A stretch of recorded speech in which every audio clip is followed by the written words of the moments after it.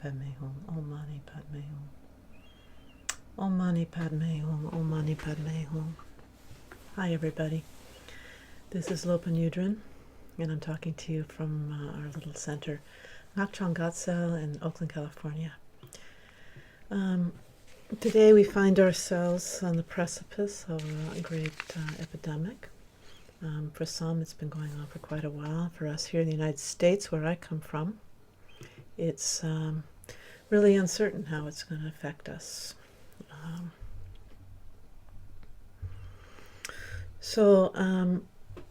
For ordinary people, this is a cause for panic or tuning out, one of the two, like this denial aspect. It couldn't happen to me, and then on one end, and then on the other end, extreme panic, so like numbing out. There's no fight instinct here, is there? Yet. There will be if there's a shortage of resources, right? So mainly it's the shutdown or fear and anxiety. And if you're feeling fear and anxiety, it's not that you're a failure.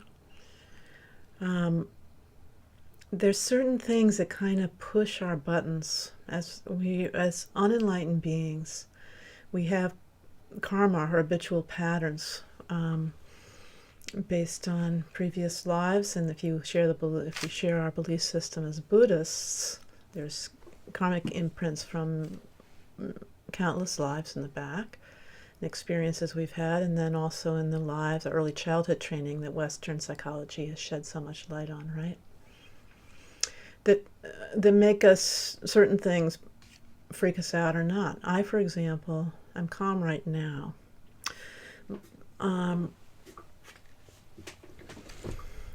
About this particular unknown, this scary experience. I'm not scared. But on the other hand, when we have big fires in California because of global warming, that totally triggers me, as they say, and I can't be of help to anyone. I don't try to. I just need to. Maybe because I've got some.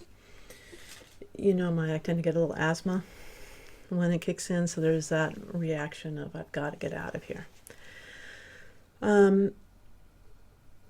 So it depends on your constitution how you're responding to this, but if there's one thing I want to do as a little bitty Dharma teacher that I am, is in this life, is to acquaint us with the idea of being a bodhisattva, a great, really committed on the path to not only helping all living beings equally on the relative kind of ordinary level of, helping people now in practical ways, particularly in hard times.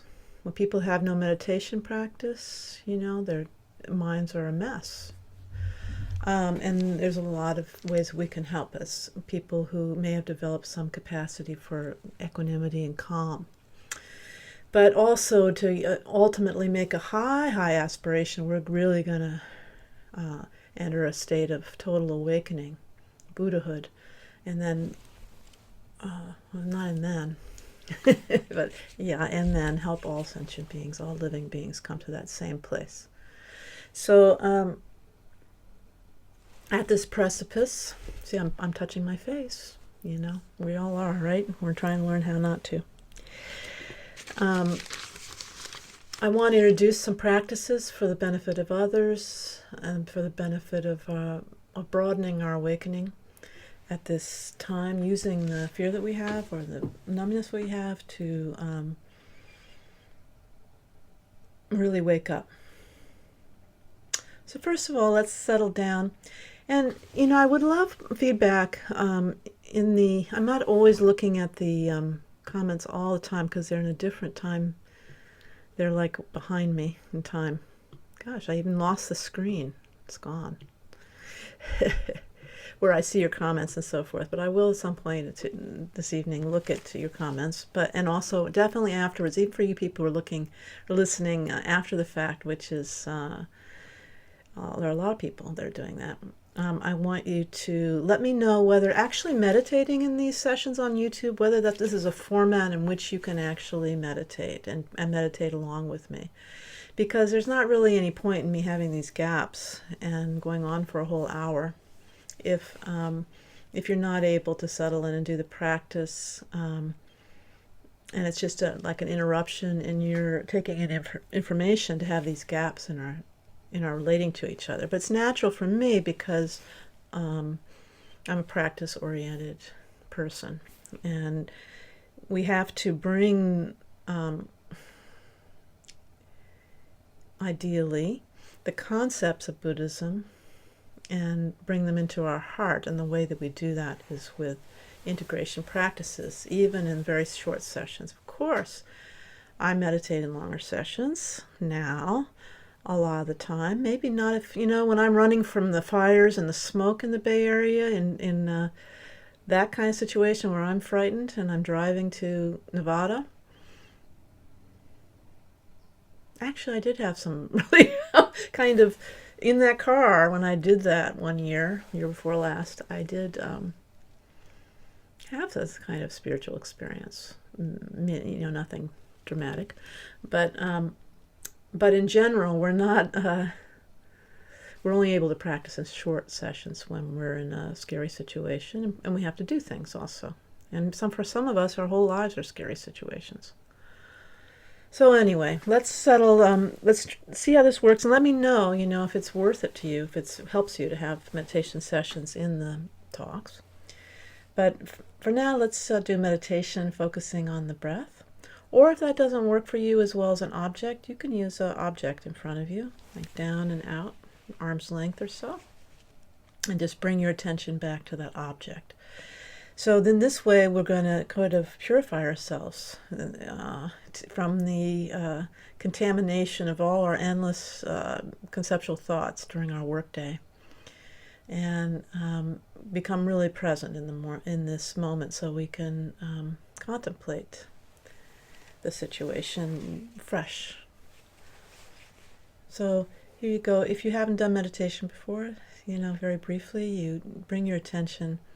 If you're going to use your breath as the object of concentration, you bring your attention to the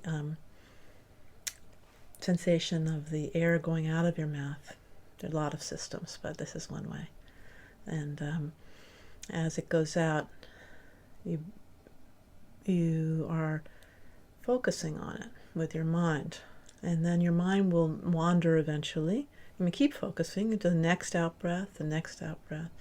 Eventually your thoughts will carry you away, and then mine do too. And then bring it back to the out-breath. There's no wrong way to do this. It's foolproof.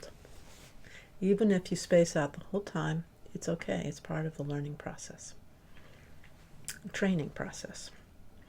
Okay.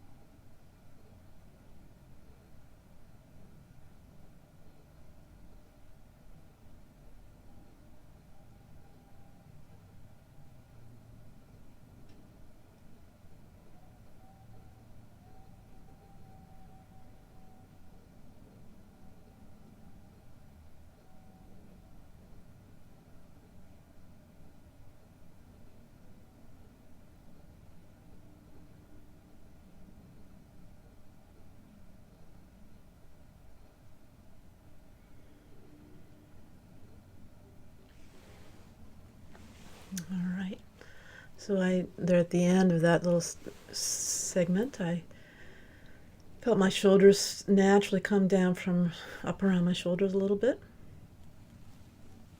Even though I went, and I didn't force them down like I'm doing right now. Even though I went swimming today, they were still and worked their way back up again. And something loosens up inside, am I right? Please like and subscribe, by the way. Speaking of am I right?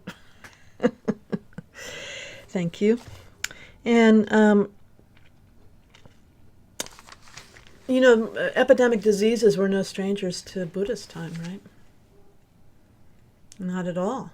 And yet here we are, from the highest person the highest person in terms of status and money, down to the most poor person. We're varying degrees of at risk, for getting this illness. Even if we get it, there's a 98% chance that we'll ultimately survive. But 2%, which is not a small number, will succumb to the disease.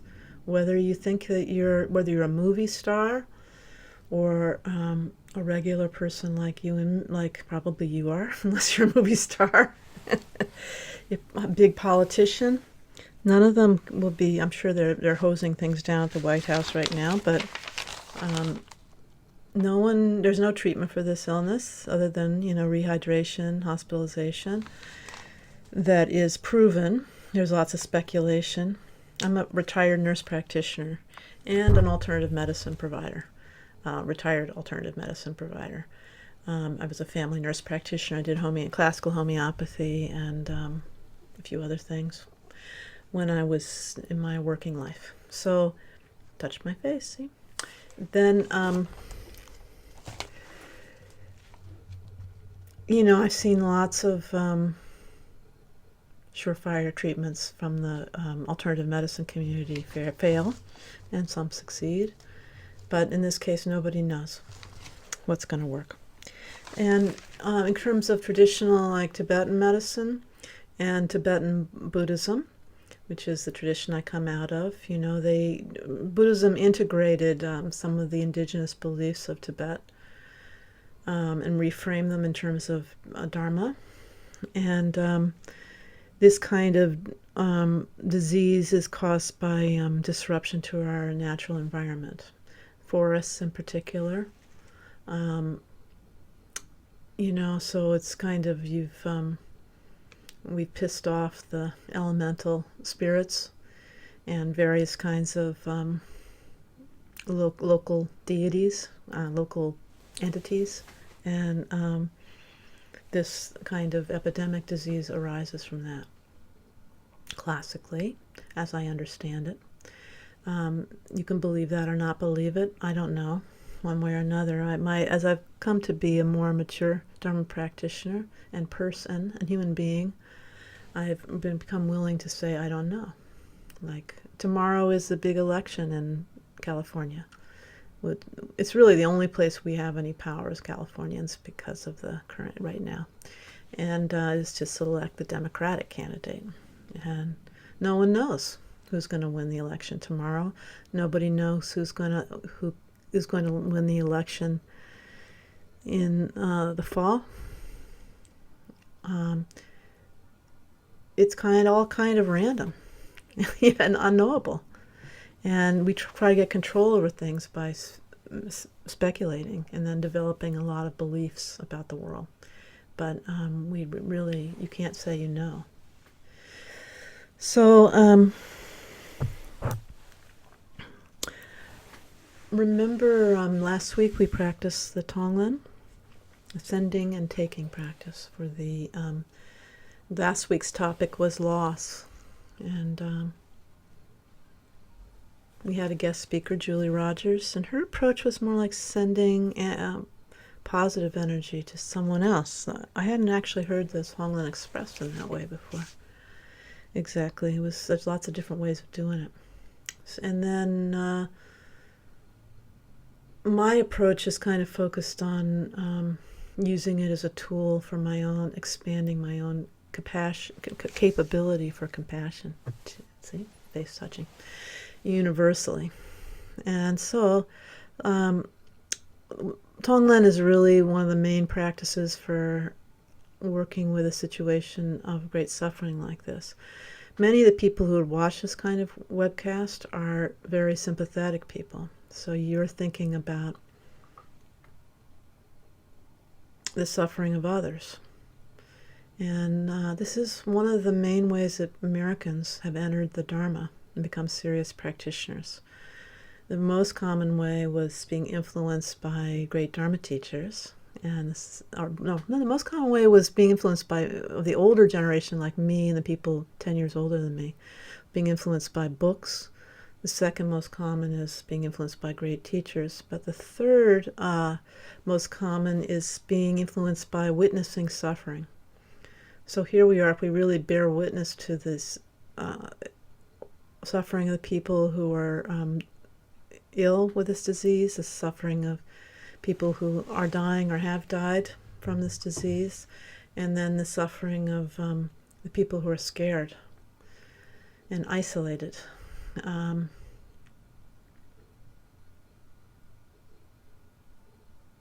Tonglen is a way to work with that. And remember your own suffering, right? Typically you start with your mother.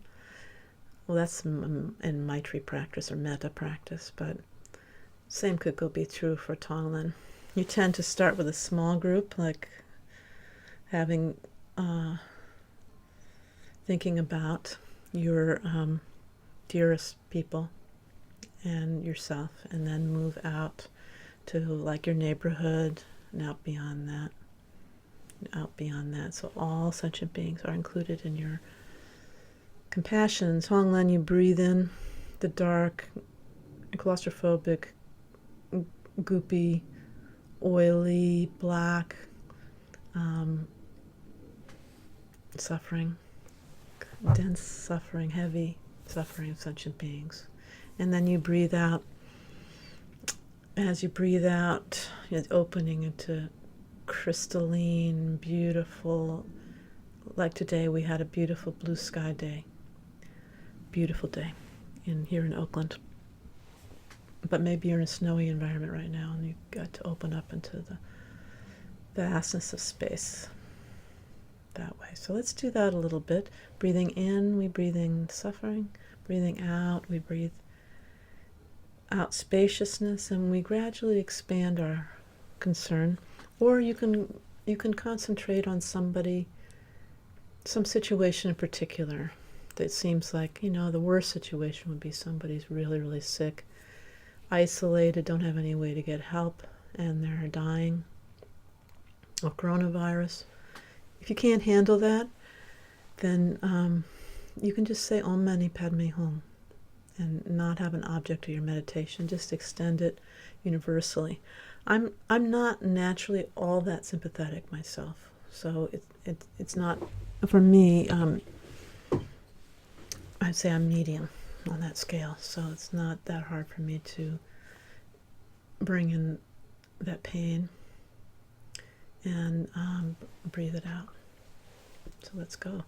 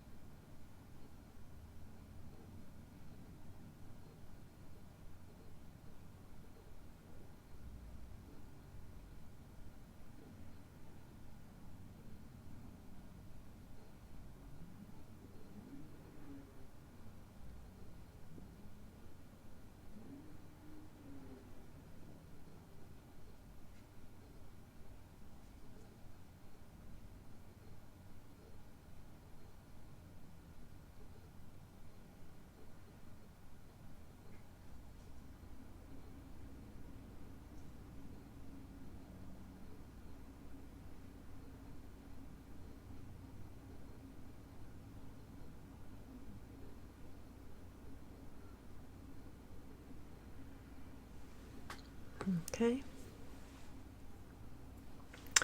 So that is one of the main practices we do in this tradition of the great bodhisattvas. What is a bodhisattva? I'm opening up the window so I can see you guys. Who's left? You can interact with me. What is a bodhisattva? Why don't you put that in the comments box if there's anybody out there. So this great bodhisattva, bodhi means awakening. And we can, while you're putting this stuff in the box, I can say bodhi means awakening, and sattva means being, so a mind, or mind, a being with minds, so forth. So you are you've set out on the path of awakening. And in Tibetan, it's interesting, it says Janchup Sempa. Sempa is kind of a being with a mind, right? Jangchup, Jang is purified, and Chup is like expanded or all-encompassing. So we have these two sides. You're purifying your mind, and then you're expanding your, I always say, equal concern. But you're expanding, your mind is becoming more vast, more unbiased, less conceptual, as you are on the path of awakening as a bodhisattva. So that's the framework with this vast intention to benefit beings. Embark on the path of this bodhisattva, these great heroic beings. So, next is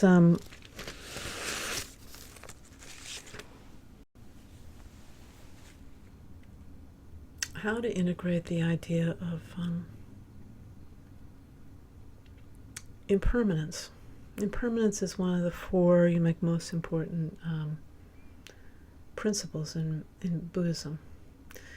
That all compounded things are impermanent, and everything we can see and touch and hear and feel and so forth is a compounded thing, and including us and this self-identity that we have.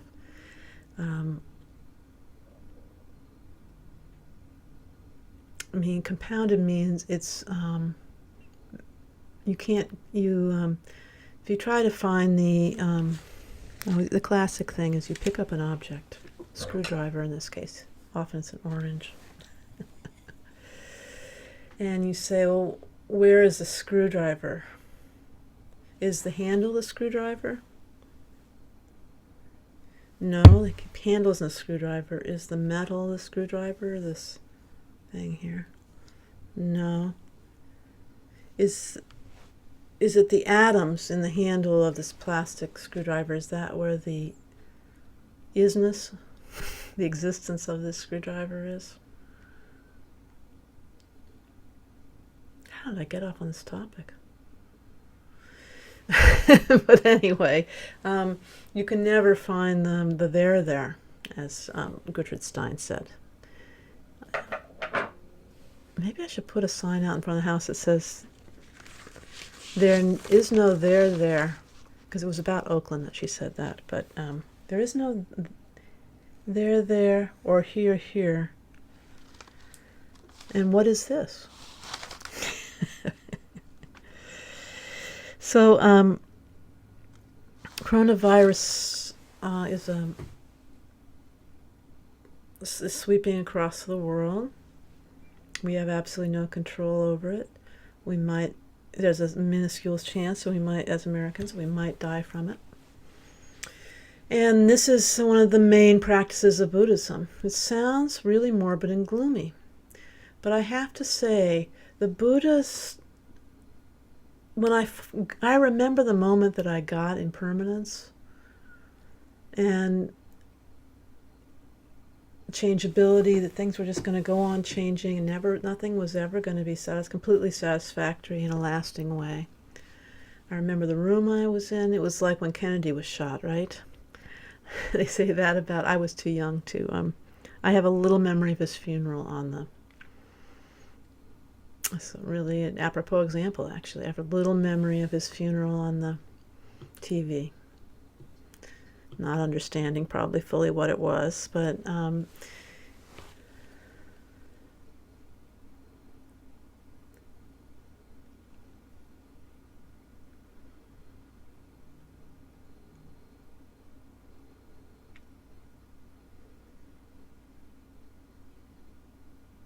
I remember when I got impermanence. And then a year or two after that, I was diagnosed with the BRCA2 breast cancer gene mutation. I never had breast cancer so far, knock on wood. And that put the icing on the cake for me. So if you ever wonder, why did uterine... People might think that I'm,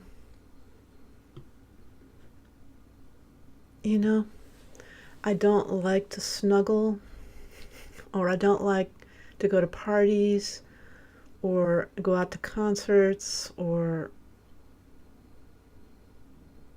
all those things. I like all those things a lot.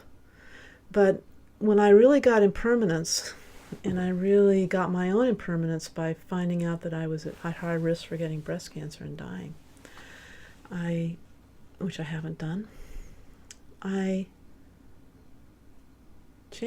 completely changed my mind. And I'm really grateful that some sort of spiritual path exists in this world where somebody says the truth. Everybody you know is going to die. You're going to die. Your civilization is going to collapse.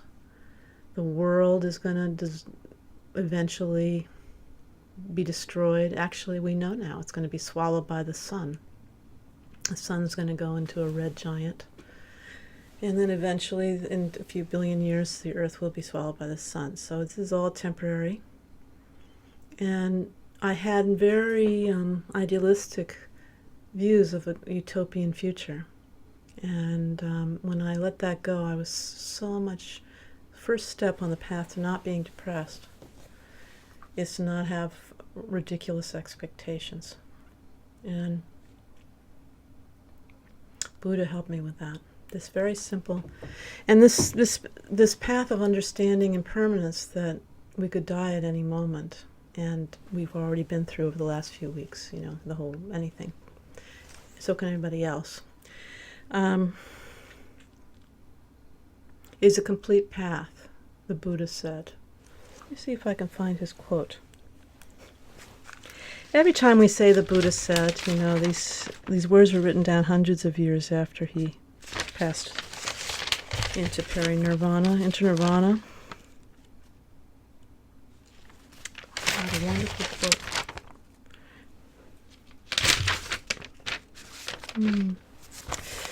And we're going to go through how to practice with impermanence, so probably not just today, but over the next few days. Together on the next week, etc. Gosh, now I can't find it. All my copious notes. I always come into these things, nearly always, with 8 pages of notes. But at any rate, the Buddha said, yes, here we go. To meditate persistently on impermanence is to make offerings to all the Buddhas. So here's one of the classic practices of many Buddhist paths, is making offerings to all the Buddhas and Bodhisattvas. Knowing that the Buddha doesn't need your offering. Buddha means enlightened, 100% enlightened. They don't need your offerings. They don't want them. It's for you. You make offerings.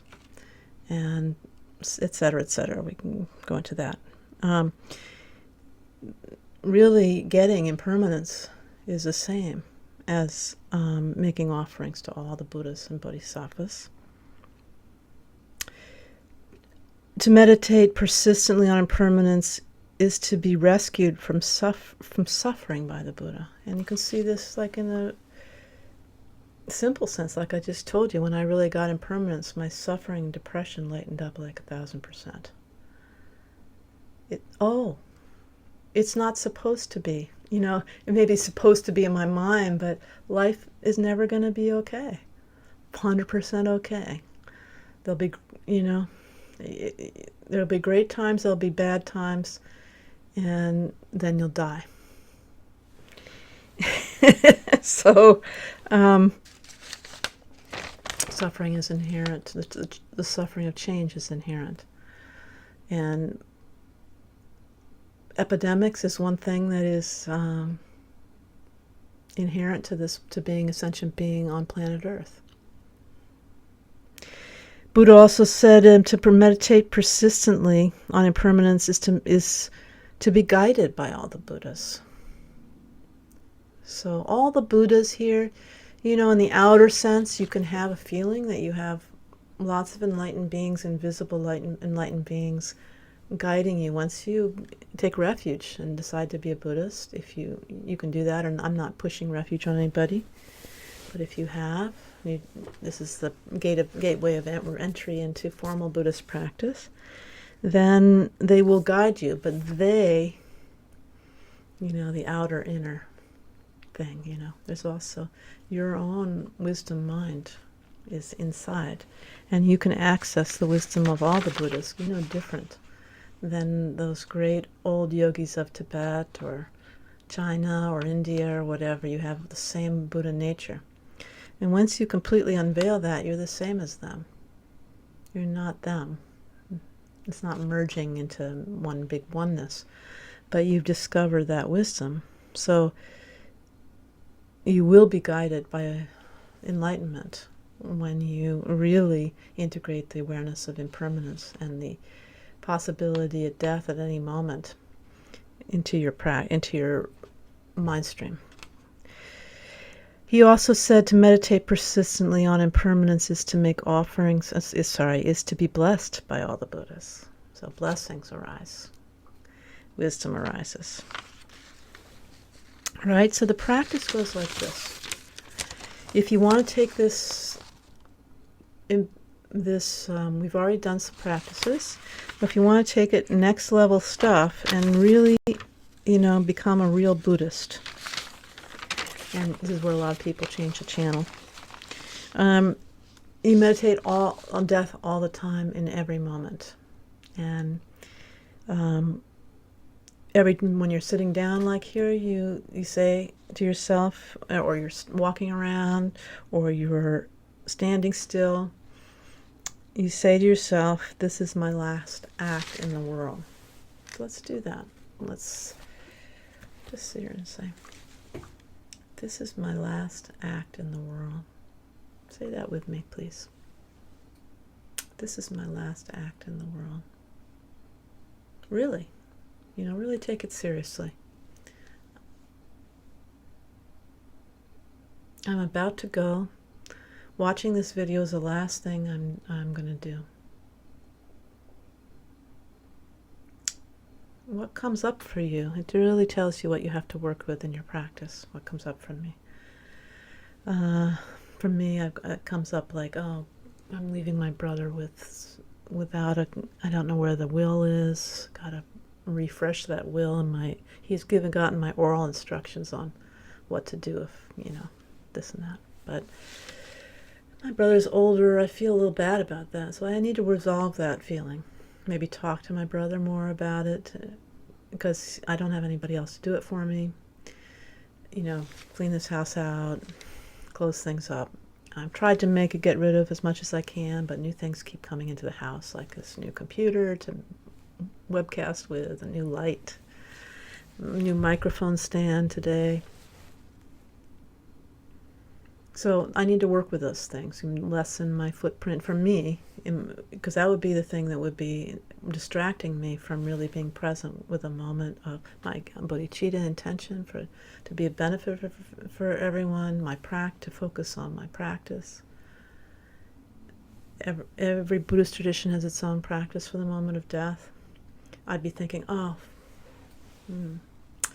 my brother, the will, this stuff. So I need to work with that. Really do it. I need really to stop procrastinating and get it all here in a little. Some people put a box out, like on the mantle in the living room. It's a death box, and it has everything that might be needed in the immediate aftermath of passing. Some people have a lawyer keep all that, like if they're document oriented, they can have a lawyer hold on to it, and then you remind your relatives again and again, or whoever's going to take care of things. So this is the Kadampa masters of the past, these great Mahayana practitioners.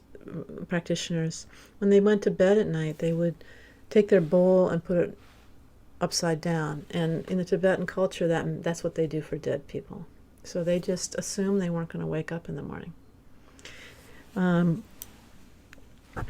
So going through the order of the day, all the time you're saying, this is my last act in the world, taking a moment there. And then on your way, going someplace, you think, maybe I'll die while I'm there. I've done this one. Maybe you've done this too, or if you're an older person, you have the ability to travel. I've traveled internationally alone. And I got my will and everything. And I did think maybe I will die there because, anything can happen. But to think when you're going to work, maybe I'll die at work today. And then they even have a practice for the rest stop. Rest stops were a thing in ancient India and in Tibet.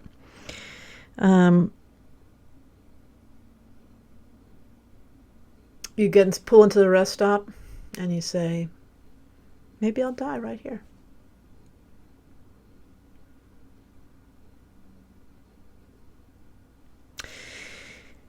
And then at bedtime, lying down at night, if you want to be like the great masters of the past, you'd say, okay, everything, I'm ready to go.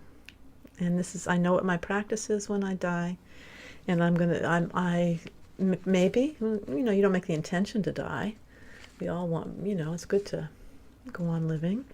But maybe you will die during the night, so it's good to, I think if Lama Sultra Malioni were here, we knew her husband Dave, for example. And he died kind of out of the blue in the middle of the night. And we all miss Dave. I've known a lot of people who died suddenly. 2 people who died being run over by trucks, literally. One was in a car and one was on foot, who were perfectly healthy. Then, when you get up in the morning, you think, will I die sometime during this day? Will I ever leave your room like you want people to find it? That's a big practice. There's this thing about making your bed, and there's ex-military who praise the phenomena of making your own bed, and the stuff. And it's a good way to start the day, and it is. So is your room the way you want it to be when you leave it, so that anybody can go in and do what they need to do if you pass away during that day? It's good to think that way. So that's the practice of impermanence, of self. And this coronavirus is a perfect tool for making it real. Hey, Heart Sutra. Nice to see you again.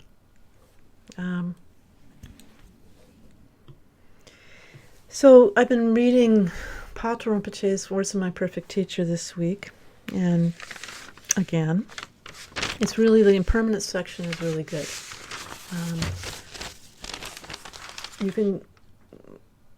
I think we're going to have more spillover into next week, because he really went thoroughly into the topic. And it's being a really good learning experience for me to take out the Tibetan cultural stories, and mythology from the past. I'm not saying they're Dharma's mythology, but kings and queens of ancient India stories to illustrate their points. This doesn't hit home for us anymore. We have to talk about right now what's happening for us, to bring it home into our hearts, into our minds. And I got to say, last week we discussed personal loss, and something in that touched me deeply, and I got kind of sad for a few days. Did you? I think Heart Sutra, you weren't here last week, but we had Laura here. It kind of hit home, and maybe I'd gotten away from my awareness of impermanence. Something, and it touched me. And I made some changes in my, I made some plans. For me, it was about aging. So I actually made a decision this week about, my life and, how to plot the rest of my life out as much as you can. Of course, I could die right now. Wouldn't that be something? So, but, Patrul Rinpoche said something interesting, which was, once you're, basically said, once you're enlightened and once you have real realization, at least, you don't need to meditate with mournful sadness on impermanence. What was interesting to me was like the mournful sadness part, because it was an emotion. He doesn't talk about emotions very often. He's kind of a hard-edged teacher. But the idea that's good, usually emotions are viewed as afflictions that we want to move beyond in one way or another, transform, liberate, purify. But here he's actually recommending getting a little sad. So that made me feel like a proper practitioner, as the British would say, for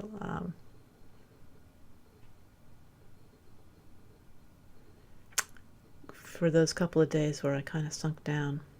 And because aging sneaks up on you. And once I moved through it and I got back to my place of really sitting with impermanence, like every moment, having the awareness I could pass, it brings in a fresh air of reality. And I don't know how you feel, Heart Sutra, but I find I got happier. I felt really happy today. And trying to pin our hopes, follow our hopes and fears, control the future, and so forth, is a recipe for misery and suffering. So I have an idea for, tell me, people who watch the video this week, tell me what you think. I was thinking about we should start doing the sur practice for the dead. Because just today we discovered that 5 people have passed away in Washington State. And we really shouldn't be more concerned about people in Washington State than we are about people in China or anybody else. But it might be nice to do the sur practice online here on YouTube periodically, maybe once a week. Sur is a practice where it's actually for people who have passed from traumatic things, and the belief is that if you're unprepared to die and this suddenly happens to you, like a car wreck, homicide, or I would say, a sudden passing from coronavirus, if you're not, don't have any spiritual grounding, you're really scared. And also the idea, the belief is that you become an energy body after you leave your body. And this energetic body, they call it, there's a Sanskrit word for it, Gandharva, actually, a smell eater. There's 2 kinds of, if you're a Dharma practitioner, Gandharva means 2 different things. But Gandharva is what we would call a bardo being. And they can't, when you're in this, the post-death experience, according to traditional beliefs, you can't eat anything. You may be confused and think you're still incarnate. And this matches with Western esoteric thinking also, right? If you were raised in kind of a spiritualist family, like my mother was a spiritualist minister. there's this can be confusion and kind of hanging around the family, particularly when the family gathers together, and there's like dinner time is a typical time for that. And the sun's going down, stuff like that. You're wondering why are they all having dinner without me? Why aren't they cooking me any food? Where's my food? And that isn't food I could eat anyway. It's just all very confusing. Like the ideas of Bardo being can go wherever they think of. They're zooming all over the place. Instantly they're there. So they're there with their family, maybe. And it's good to make some food and to vaporize some food. And offer it to them. So there's mantras that multiply and dedicate this liturgies, this food offering to the departed. And I think it might be good to do this regularly. So if you're interested in that, you could you put some food on charcoal, or you could put it in the toaster and kind of over toast it in our society. I can show you how I'm doing it, and maybe I can do it on the behalf of us all. It's a whole new world here on the internet. And the smoke goes up, and you dedicate it to the departed, but also to beings that are permanently in a kind of ghost-like state.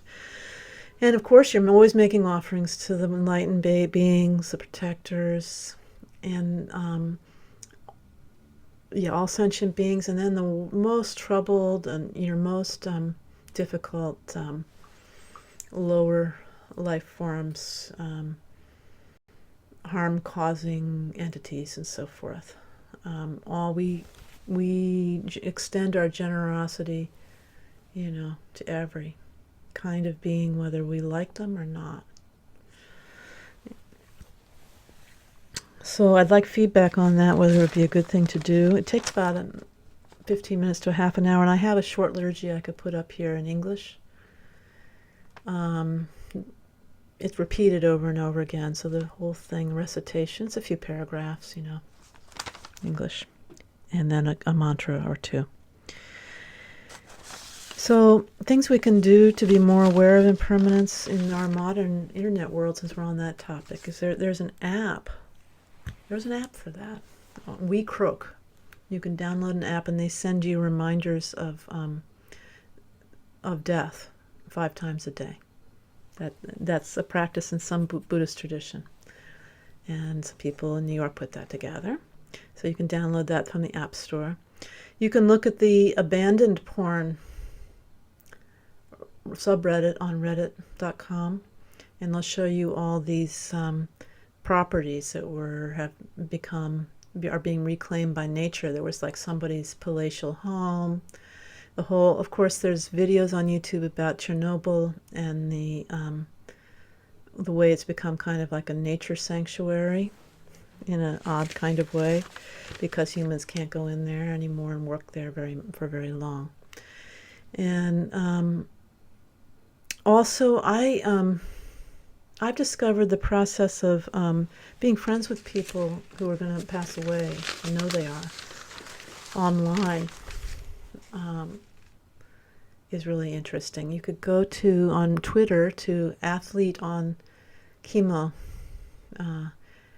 Athlete on Chemo, one word. That's the name of one woman who's been dealing with terminal cancer for 5+ years, and she has no spiritual beliefs whatsoever, but in her secular humanism kind of point of view, she's just very nakedly and honestly greeting her situation of having a terminal illness. And I find all these things very, very helpful. Not shying away from our own impermanence. So let's meditate on, is it bedtime yet?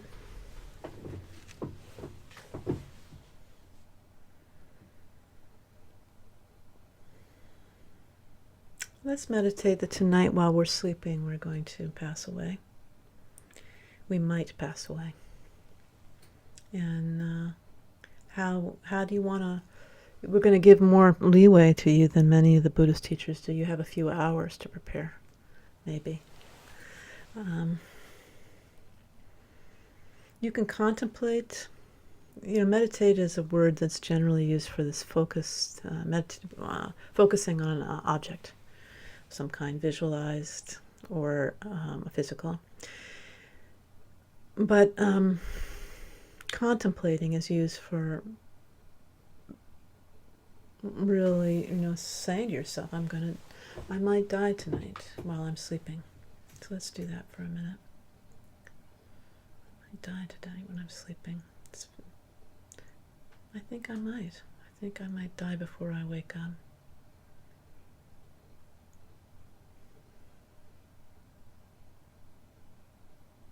I may not wake up in the morning. I may not wake up in the morning.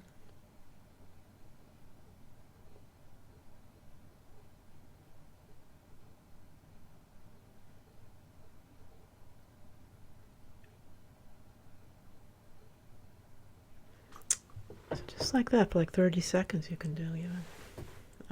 And I found a little sadness. For me, I guess. And then I got a heroic feeling, which we always want. Like I'm going to, if I'm going to die, I really want to have it be of some benefit. So I want to die, at least in my case, no, I don't have great accomplishment in my practice. But it was Lama Tarchen Rinpoche, one of my teachers, sort of invented the phrase, die professionally. And I want to be like that, to die with professionally. So how am I going to do that tonight? Well, at least I can have the motivation in my heart, to have a broad and expansive mind, equality, equal concern for all, the intention to gain awakening. In my case, because I'm a Tibetan Buddhist practitioner of Vajrayana Buddhism, I merged my mind with my teacher's mind. It's something maybe I would forget to do, and maybe I just fall asleep like an old nerd, still watching my science fiction on television, on my laptop on the top of my lap, and never make any intention to do the fancy practices we're taught in the Vajrayana about how you turn sleep into practice. But if I just go to sleep every night and say I might die tonight, there's a good chance of it. And merge my mind with my teacher's mind, in my case. But if you don't have that viewpoint, make the vast intention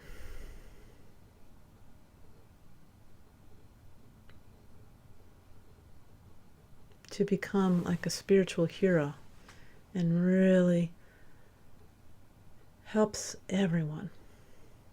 And that, it sounds megalomaniac or something crazy, but it makes, in Whoville, remember Whoville from the Grinch, How the Grinch Stole Christmas? They say, in Whoville, at the end of the story, that the Grinch's small heart grew 3 sizes that day. And what a beautiful illustration. If your heart growing, let your heart grow more than 3 sizes. Let your heart grow 1,000,000 sizes. And then, die professionally tonight. Oh gosh, the phone's ringing again. Okay. So I think that's a little jumbly, but I think hopefully, the teaching would be great. You mean the teaching, Heart Sutra, of the, before we end, do you mean this teaching of a sur? I could teach on that. I actually have a recorded teaching on that. I can give you I have a lot of hidden teachings, like Vajrayana style teachings on YouTube that I'm not putting out to the public, but when people ask, I think I might have the sur I certainly have one recorded that I haven't edited yet, but we can, it's not something that requires empowerment or transmission. Okay. According to Lama Tarcher Pache, who I received this practice from, it's from the trauma cycle, actually. I don't know, I think somehow I'm feeling you're an insider. From our great Wrathful Dakini cycle, but it doesn't really overtly have any Vajrayana elements. It's really very much a Mahayana friendly practice. We can go through it, and Heart Sutra, you can we're going to close it down now. You can leave me a message in the comments section or wherever afterwards once the chat turns down. Let me, if there's this particular time you think it would be good to do it.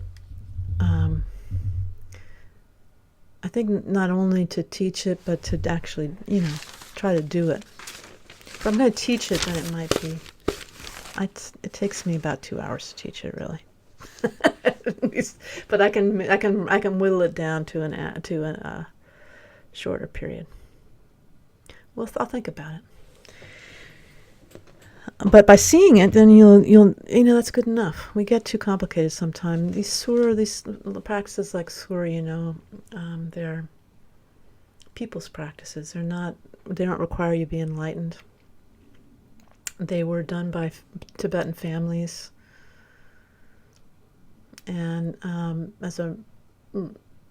very commonly, it wasn't something reserved for any special class of people.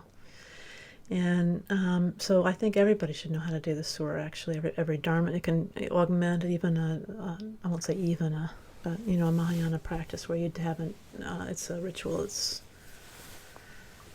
totally compatible with that. And every time we do it, our heart grows 3 sizes at least. Okay, so thank you for joining me, and thank you all for those who are watching during the week. And I'll see you next week when I thought we were going to go to a different topic, but I think I still have some more impermanence practices. We'll see. Next week, and then sometime in the intervening time, there's 3 people here. We're going to do the surah, the burnt offering practice for the people who are passing especially dedicated to the people who are passing from coronavirus. And you can give me a shout out in the comments about when would be good for you, time of day in the Pacific time zone. And I have some flexibility in what day, and that's kind of random for me.